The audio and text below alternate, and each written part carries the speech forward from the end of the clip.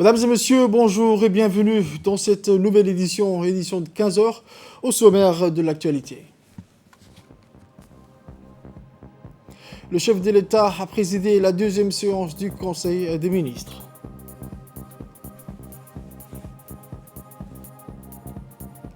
Pour les actualités internationales, Justin Trudeau annonce le recours à la loi sur les mesures d'urgence au Canada. Merci encore, mesdames et messieurs, si vous nous recevez chez vous dans cette édition de 15 heures. Les détails de ce journal à présent commencent avec les actualités à la une de ce journal. Sous la présidence du chef de l'État, son Excellence M. Ismaël Omar Guelleh, s'est tenue la deuxième séance de cette année du Conseil des ministres, en ce mardi 15 février 2022. 5 questions étaient inscrites à l'ordre du jour avec le porte-parole du gouvernement. Sous la présidence du chef de l'État, son Excellence M. Ismaël Omar Guelleh, s'est tenue la deuxième séance du Conseil des ministres en ce mardi 15 février 2022. Étaient inscrites à l'ordre du jour 5 questions. La première question concerne un projet de loi portant ratification de l'accord de financement pour le projet Djibouti Fondation Numérique. Notre pays a conclu avec l'IDA, qui est l'Association internationale de développement, un accord de financement d'un montant global de 1,787 milliard de francs Djibouti pour financer le projet Djibouti Fondation Numérique. Ce projet vise à aider Djibouti à exploiter son potentiel numérique en mobilisant les secteurs publics et privés, en veillant à ce qu'un plus grand nombre de citoyens et d'entreprises aient accès à la connectivité Internet abordable et que les compétences numériques soient développées pour servir de socle à l'économie numérique. Il s'agit d'augmenter sensiblement le nombre d'utilisateurs d'Internet en pourcentage de la population, dont le pourcentage des femmes. Ce projet permettra également d'accroître le nombre d'écoles, de départements gouvernementaux et d'autres institutions publiques et privées ayant un accès amélioré à l'Internet. Enfin, il s'agit de multiplier le nombre de personnes ayant acquis des compétences ou des connaissances numériques de base dans le cadre du projet, dont le pourcentage pour les femmes et les jeunes. Ce projet est divisé en 3 composantes. La première composante est l'environnement télécom favorable et la connectivité. La deuxième composante est relative à l'écosystème, la transformation et le développement des compétences numériques. La troisième compétence est la gestion des projets. Et enfin, la composante d'intervention d'urgence conditionnelle. La deuxième question est relative à un projet de loi portant ratification de l'accord de financement économique du corridor pour le projet du corridor économique régional de Djibouti. Notre pays a signé avec l'Association internationale de développement, donc l'IDA, le 23 décembre 2021, un accord de financement de prêt d'un montant global de 12,425 milliards de francs Djibouti pour le financement de ce projet, intitulé donc Projet de corridor économique régional de Djibouti.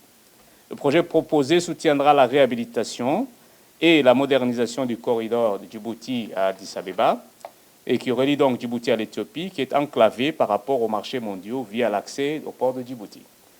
Le projet encouragera également la construction d'infrastructures à la fois résistantes au climat et conformes aux normes de sécurité routière. L'opération financera le déploiement de systèmes de transport intelligents visant à simplifier les processus administratifs et améliorer la circulation des marchandises, tout en renforçant la capacité des institutions à assurer la gestion des routes. L'objectif du projet est d'améliorer la connectivité régionale et de renforcer l'efficacité de la logistique sur le territoire du bénéficiaire le long du corridor Djibouti-Addis Abeba. Sa mise en œuvre relèvera de la responsabilité de l'Agence djiboutienne des routes, plus connue sous l'acronyme d'ADR, établissement public rattaché au ministère des Infrastructures et de l'Équipement. Le projet comprend 4 parties, l'amélioration des infrastructures et l'introduction de systèmes de transport intelligents le long du corridor sud Djibouti-Addis Abeba, l'amélioration des services de transit le long du corridor sud Djibouti-Addis, le renforcement institutionnel ainsi que le renforcement des capacités des contrats routiers basés sur la performance et le soutien à la mise en œuvre du projet, et enfin, l'intervention d'urgence contingente. La troisième question est relative à un projet de loi portant transformation de l'Office djiboutien de développement de l'énergie géothermique, plus connu sous l'acronyme d'ODEC, en établissement public industriel et à caractère commercial. La géothermie constitue sans aucun doute un enjeu majeur, déterminant pour l'avenir de la République de Djibouti, au moment où les énergies fossiles entrent dans une phase de déclin et où les politiques climatiques encouragent tous les opérateurs à privilégier le recours aux ressources renouvelables non émettrices de gaz à effet de serre. L'annonce du chef de l'État faite en juin 2013 à l'endroit du gouvernement pour que tous les moyens et compétences locales soient regroupés et mobilisés pour l'exploitation et le développement de la géothermie, qui est une ressource propre et disponible sur l'ensemble du territoire djiboutien. C'est concrétisé par la mise en place d'un dispositif institutionnel dénommé ODEG, qui a en charge la recherche, les études, l'exploration et le développement de cette ressource naturelle. Donc, cette institution avait été créée par la loi numéro 32 en 2013, 7e législature du 20 janvier donc 2014. Il est évident que le statut juridique actuel de l'ODEG ne répond pas aux nouveaux objectifs de l'établissement. L'ODEG s'est donc inspiré des dispositions de la loi numéro 55/2019, 8e législature, portant régime juridique des entreprises publiques et du Code de la bonne gouvernance pour le changement donc du statut de l'ODEG d'une EPA en EPIC, c'est-à-dire d'un établissement à caractère administratif vers un établissement à caractère industriel et commercial.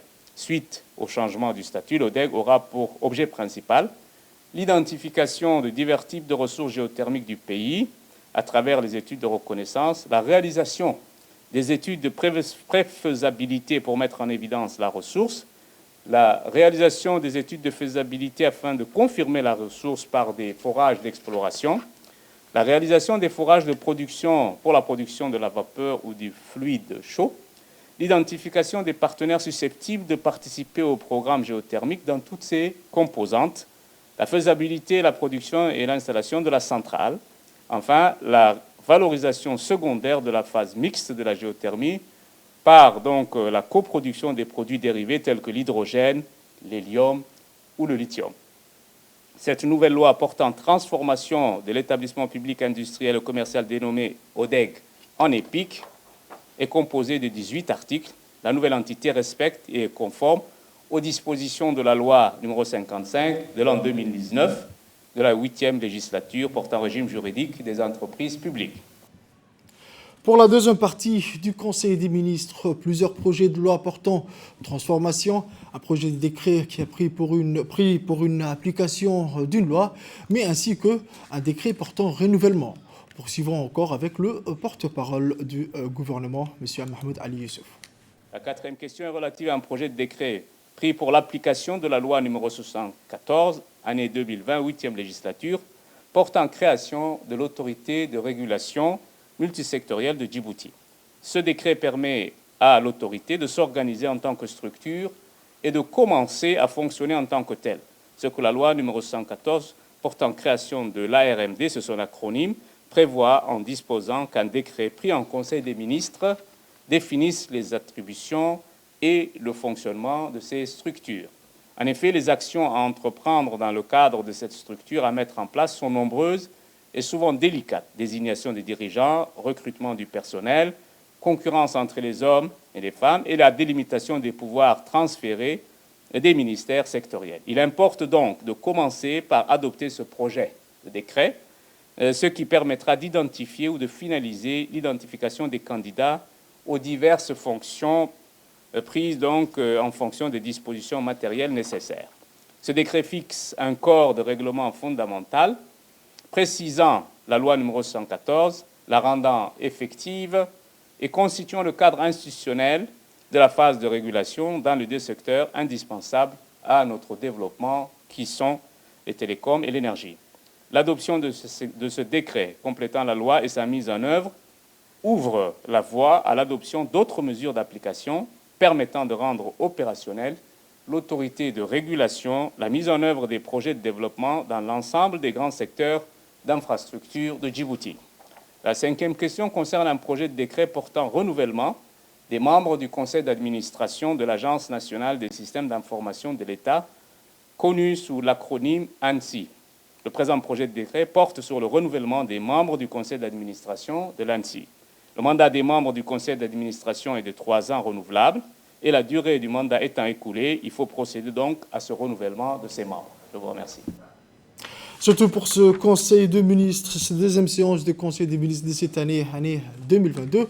Poursuivons avec les autres actualités de ce journal. C'est au nord, tôt dans la journée du mardi 15 février, que le chef d'état-major général des armées, le général des corps armés, général Zekri Cheikh Ibrahim, a effectué à bord de l'hélicoptère Dauphin une visite d'inspection inopinée à Melhoulé, qui relève de la région d'Obok, sous le commandement du lieutenant-colonel Ilyas Omar Youssouf, chef de corps régiment interarmé d'Obok. Cette visite avait pour objectif de s'acquérir de la situation sécuritaire de la zone et de s'imprégner du quotidien des forces de défense et de sécurité du pays déployées le long de la frontière et sur l'étendue de la zone de Mera face à l'ennemi, afin de s'acquitter de leur devoir et de défendre l'intégrité du territoire national et de préserver sa sécurité.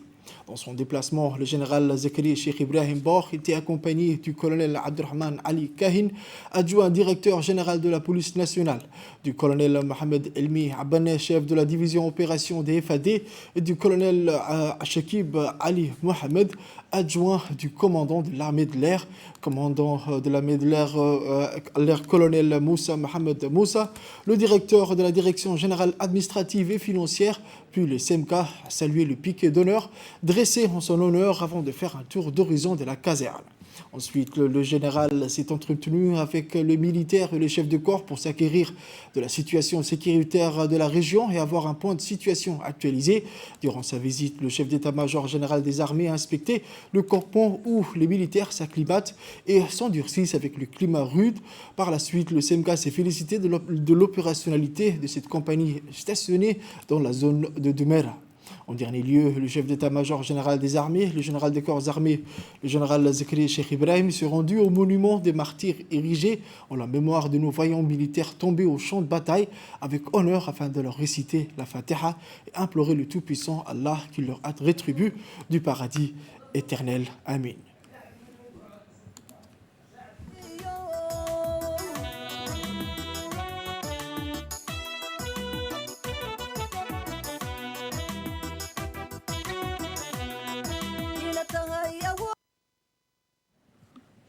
AK Event a organisé samedi matin un jeu de piste pour des jeunes dans les rues de Djibouti. Ce jeu de piste parrainé par la ministre de la ville, Mme Amina Abdi Aden, et d'autres cadres de l'administration djiboutienne.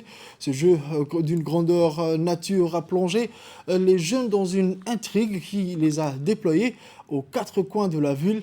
Un jeu de piste aussi ludique, culturel, pour faire découvrir à cette jeune génération les mystères centenaires de l'histoire de leur capitale. Quoi de mieux que de pister et faire des enquêtes ludiques pour les jeunes et les plonger dans une enquête ou l'idée de suivre une balade théâtralisée pour tout connaître le patrimoine djiboutien dans une aventure. Un objectif, c'est celui de faire découvrir le patrimoine de notre pays et inciter ces jeunes à revisiter. Ainsi, pour ce faire, une 50aine de jeunes séparés en plusieurs groupes ont sillonné durant plus de 2 heures à une enquête au thème insolite et original qui a combiné visites et défis collectifs pour découvrir Djibouti-Ville en s'amusant. Une fois terminés, les élèves ont été séduits par la richesse patrimoniale locale, ont remercié les organisateurs et parents qui ont été présents du début jusqu'à la fin.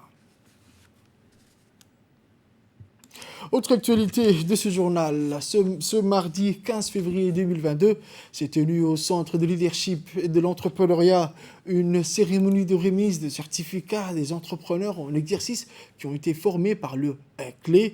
Ces entrepreneurs ont été au préalable formalisés par l'Office djiboutien de la protection industrielle et commerciale dans le cadre du projet cadre intégré renforcé, le CIR.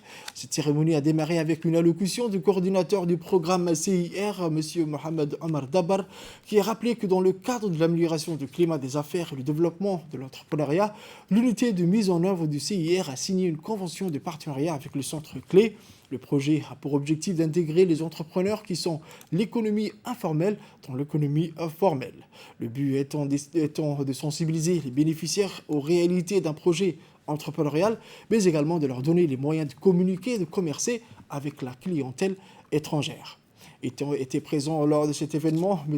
Hiba Ahmed Hiba, le point focal du CIR, Mme Medina Mohamed Omar, la directrice générale adjointe de l'ODEPIC, M. Abdelkarim Mohamed Hassan, directeur général adjoint du centre clé, ainsi que M. Cheikh Mohamed Abdallah, le directeur des opérations du centre. L'amélioration de l'environnement des affaires à travers l'intégration de l'économie informelle dans l'économie formelle et le développement de l'entrepreneuriat en vue de permettre une croissance inclusive et génératrice de revenus. Le but est de contribuer à l'amélioration de la gouvernance du secteur privé pour l'émergence d'un tissu de très petites et moyennes entreprises denses en vue de promouvoir la création d'emplois et le développement des exportations pour les femmes et les jeunes. C'est ce partenariat qui a permis que ces formations voient le jour. La formation sur l'entrepreneuriat a pour objectif de former des acteurs, entre autres du secteur informel, et acquérir des connaissances multidisciplinaires en entrepreneuriat et les sensibiliser aux réalités d'un projet entrepreneurial. La formation en anglais vise à offrir le bagage nécessaire en anglais pour des acteurs du secteur informel ou pas qui veulent entreprendre à Djibouti. Et la dernière formation intitulée « Accès aux marchés internationaux » a pour but de former des entrepreneurs djiboutiens sur l'accès au marché des pays limitrophes et internationaux. On écoute à présent le mot de félicitations de la directrice générale du centre clé, Mme Obah Ahmed Malo, qui a rappelé l'importance de la formalisation, mais également de la formation en entrepreneuriat et en anglais pour les entrepreneurs. Chez nos chers collègues, Mohamed et Iba, également nos collègues de l'ODEPIC, tout simplement qui ont facilité, l'ODEPIC qui a facilité un peu l'organisation qu'on a mis en place ici, pour les former, les petites entreprises, à des compétences qui sont nécessaires aujourd'hui. J'aimerais remercier également Monsieur le point focal et le coordinateur pour nous avoir associés à ce projet, parce que je pense que c'est en travaillant ensemble qu'on peut pouvoir servir correctement les bénéficiaires et nos compatriotes. Donc je dirais aussi bravo à vous tous, ceux qui ont participé, parce que ça n'a pas été facile hein, de revenir les semaines, je veux dire les samedis, parce qu'on est en week-end, donc je vous dis bravo pour ceux qui y ont participé. J'aimerais que vous continuiez dans ce sens s'il y a d'autres formations et que vous puissiez participer. Hier lundi, le terrain de football de l'armée situé en face de la caserne militaire a été assailli par une foule de jeunes venus assister à l'ouverture du championnat de football de Hayou. L'événement préparé par le président de la Ligue régionale de football d'Obok, M. Hussein Ali, et les membres de son comité a été couronné de succès. Au programme, il y avait des danses traditionnelles, le défilé des équipes engagées dans ce championnat et un match époustouflant qui a opposé le club de la cité du PNUD à l'équipe de Fantahiru. En introduction à la cérémonie, l'hymne national a été chanté par les équipes, les officiels ainsi que le public. Ensuite, le coup d'envoi du championnat de la Ligue d'Obok a été lancé conjointement par le président de l'FDF par intérim et vice-président et le président du conseil régional d'Obok, M. Mohamed Humed. Autre actualité de ce journal, en courant de la semaine se présente la brigade d'Ambuli, un commerçant de pièces détachées automobiles de la place pour porter plainte contre un de ses ex-employés pour abus de confiance et vol. Aussitôt, les enquêteurs de la brigade d'Ambuli entament les investigations. Au cours de l'enquête, il a été découvert que l'ex-employé abusait de la confiance de son employeur de manière habituelle. En effet, l'ex-employé subtilisait frauduleusement des pièces détachées appartenant au commerce pour les revendre ailleurs et parfois même il empochait directement et indûment les recettes qui devaient être normalement encaissées dans les caisses du commerçant. C'est avec professionnalisme et rapidité que les enquêteurs de la brigade d'Ambuli réussissent à retrouver un important lot de matériel provenant des multiples vols perpétrés dans les magasins de pièces détachées. Mais ils ne s'arrêtent pas là, les gendarmes saisissent également une somme de 940 000 francs Djibouti provenant également de la revente des objets volés. Toutes les personnes impliquées en qualité d'auteurs, complices et receleurs ont été arrêtées puis placées en garde à vue pour répondre de leurs actes. Nécrologie, à présent, nous avons l'immense regret de vous annoncer le décès de feu Ahmed Mohamed Dini, survenu ce matin à Djibouti. Le défunt, né à Mabla en 1935, est un ancien de l'armée et laisse une nombreuse famille, dont une veuve et 4 enfants. Nous présentons nos condoléances à sa nombreuse famille vivant à Obok, à Mabla, à Rahitou, et nous prions le bon Dieu de l'accueillir dans son paradis éternel. Inna lillahi wa inna ilayhi raji'un. Sur la scène internationale à présent, je vous le disais dans les titres, au Canada, Justin Trudeau durcit le ton et annonce le recours à la loi sur les mesures d'urgence pour en finir avec les manifestations anti-restrictions sanitaires. En finir avec le convoi de la liberté, le Premier ministre canadien Justin Trudeau a annoncé le recours à la loi sur les mesures d'urgence. Elle donne au gouvernement fédéral des pouvoirs étendus pour lutter contre les manifestations anti-restrictions sanitaires en cours dans le pays depuis plus de 2 semaines et qui juge illégale et dangereuse. C'est la fin de cette édition, mesdames et messieurs. Merci à vous de l'avoir suivi et restez avec nous pour la suite du programme.